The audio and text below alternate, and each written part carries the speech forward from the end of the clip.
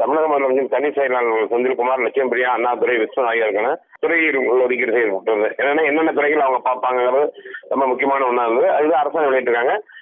துறை ரீதியான சந்திப்புகள், திட்டங்கள், செயல்பாடுகள், ஆய்வு கூட்டங்கள் உள்ளிட்ட பல்வேறு அம்சங்கள் கவனம் செலுத்தும் விதமா துறையில் ஒதுக்கீடு செய்திருந்தது. முதலமைச்சருடைய செயலாளர் செந்தில்குமார் அவர்களை பொறுத்த வரைக்கும் பார்த்தோம்னா நிதித்துறை, உள்நாட்டு மதுவிலக்கு மற்றும் கலால் துறை, அதே போல பொது மற்றும் மறுவாழ்வுத்துறை, நகராட்சி நிர்வாகம் மற்றும் நீர்வளங்கள் துறை, எரிசக்தி துறை அவர் ஒதுக்கியிருக்காங்க.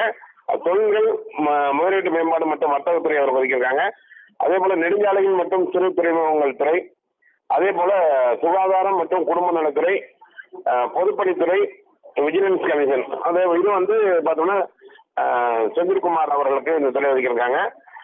லட்சுமி பிரியா அவர்களை பொறுத்த வரைக்கும் பார்த்தோம்னா முதலமைச்சர் அலுவலகத்தில் உள்ள அனைத்து நிர்வாகத்தையும் பார்க்கறது. அதாவது முதலமைச்சர் அலுவலகம் அனைத்து நிர்வாகத்தையும் உள்ளடக்கியது. முதலமைச்சர் நியமனம், அரசியல் சார்பற்ற பயண ஏற்பாடு, அரசாங்க நெறிமுறைப்படி அது அவங்க பார்ப்பாங்க, அப்பாயின்மெண்ட் இதெல்லாம். அதே போல சுற்றுச்சூழல், காலநிலை மாற்றம் மற்றும் வனத்துறையும் அவங்க பார்க்குறாங்க.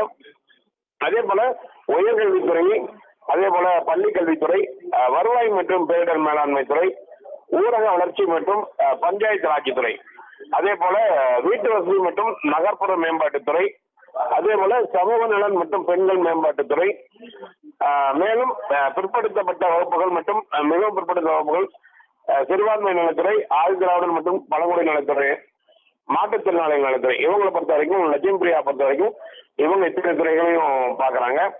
அதே போல செயலாளர் அண்ணாதுரை அவர்களை பொறுத்த வரைக்கும் பார்த்தோம்னா இயற்கை வளங்கள் துறை, நீர்வளத்துறை, வேளாண்மை மற்றும் விவசாயிகள் நலத்துறை, கால்நடை வளர்ப்பு, பால்வளம், மீன்வளம் மற்றும் மீனவர்கள் நலத்துறை, அதே போல கூட்டுறவு, உணவு மற்றும் நுகர்வோர் பாதுகாப்பு துறையும் பார்க்குறாங்க.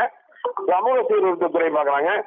அதே போல கைத்தறி, கைவினை பொருட்கள், ஜவுளி மற்றும் காதித்துறை, அதே போல போக்குவரத்து துறை மற்றும் சட்டத்துறை, சட்டமன்ற செயலகம், மனிதவள வேளாண்மை துறை மற்றும் தமிழ் அபிவிருத்தி மற்றும் தகவல் துறை இவங்க பார்க்குறாங்க. விஷ்ணு பொறுத்த வரைக்கும் வணிக வரிகள் மற்றும் பதிவுத்துறை பார்க்குறாரு.